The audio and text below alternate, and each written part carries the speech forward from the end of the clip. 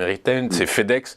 FedEx qui, je dirais, secoué les marchés hier, parce qu'après avoir publié de bons résultats pour 2022, le groupe a publié ses guidance pour l'exercice prochain, et ces guidance sont décevantes.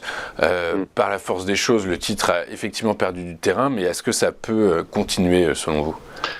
Oui, alors c'est possible, hein. C'est vrai que le métier, c'est le métier de la livraison, hein, en fait, la livraison de colis. Donc les deux leaders sont FedEx et UPS, et c'est vrai que cette activité est très corrélée à la santé de l'économie mondiale.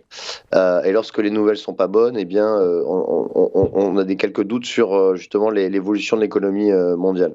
Et FedEx hier a annoncé une troisième dégradation trimestrielle, d'affilée, hein, de son chiffre d'affaires, donc une chute de 10% de son chiffre d'affaires.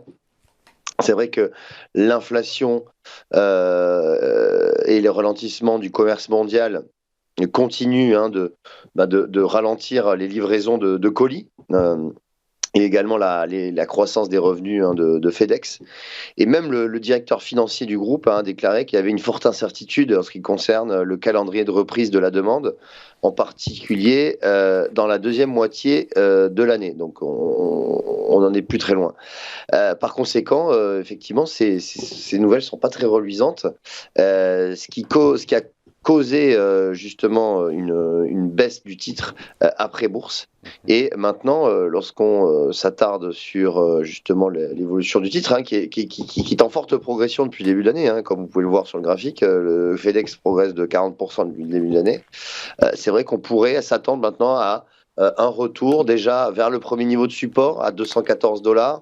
Et puis si on cassait ce niveau des 214, on pourrait se diriger vers la moyenne mobile à 200 jours qui se situe à $195. Donc attention sur FedEx qui peut-être a touché un point haut annuel.